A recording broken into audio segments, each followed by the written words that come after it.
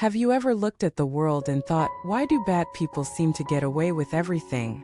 Have you ever felt the sting of injustice when someone dishonest, cruel, or manipulative prospers while good people struggle? Welcome back to the channel. In today's talk, we're going to dive deep into one of the most unsettling questions we face in life: why some people who commit wrong seem to live comfortably, even happily, without facing consequences. Master Hsing once explained this with profound clarity: karma never overlooks a single act. What we perceive as injustice is not the absence of karma, but our impatience with its timing. Let us begin by reframing the question. When we see someone prosper through deceit or cruelty, we assume the universe is unfair. But what if the universe is perfectly fair, just operating on a timescale far longer than our eyes can see? What if karma unfolds not in weeks or months, but across lifetimes? Imagine planting a seed. Some seeds sprout in days. Others take years before breaking through the soil. Karma is the same. Every action, word, and thought plants a seed in the field of existence. Some bloom quickly, others remain dormant until the conditions are right.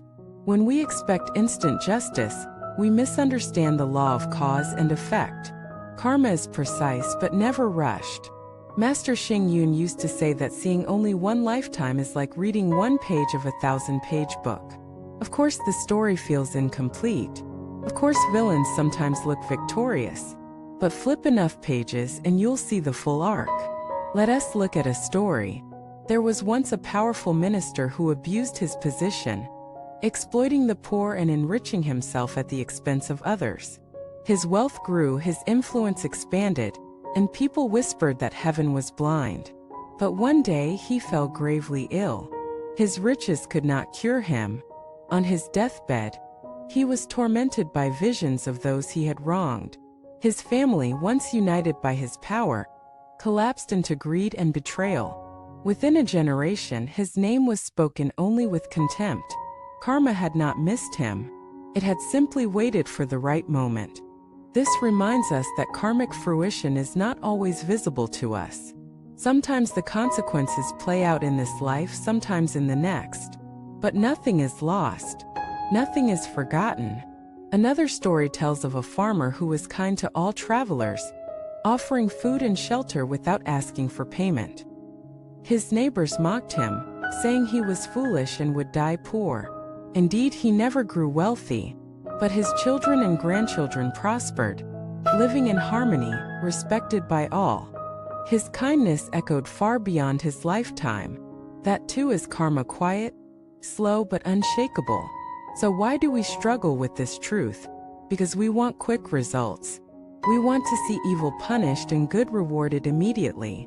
But spiritual maturity means trusting the law of cause and effect beyond our impatience. There's another layer to this. Sometimes what looks like fortune is actually misfortune in disguise. Think about the person who gains wealth through corruption.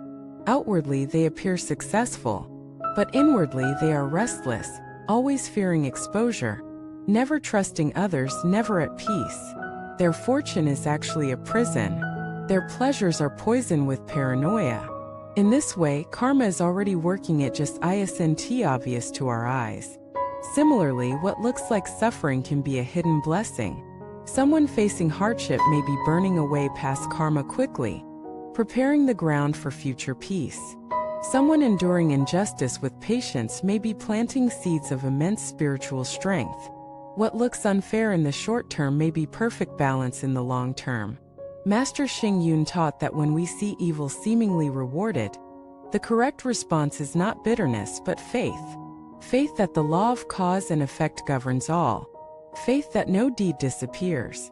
And most of all, faith in our own practice, not to compete with others, but to walk steadily, regardless of appearances.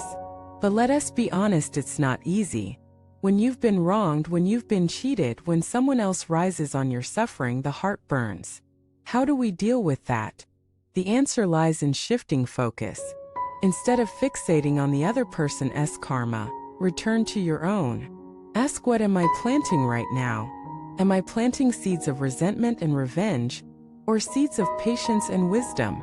Because here's the paradox: in obsessing over another's injustice, we may create our own.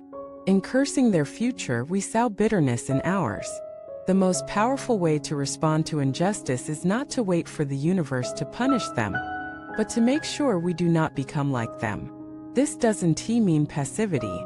It doesn't mean ignoring wrongdoing. The Dharma never asks us to tolerate cruelty.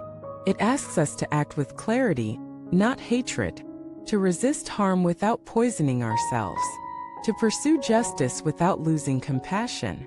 This is why karma is not just about consequences, it's about consciousness. Every reaction we have to injustice is itself planting a seed. Will it be a seed of anger or of insight?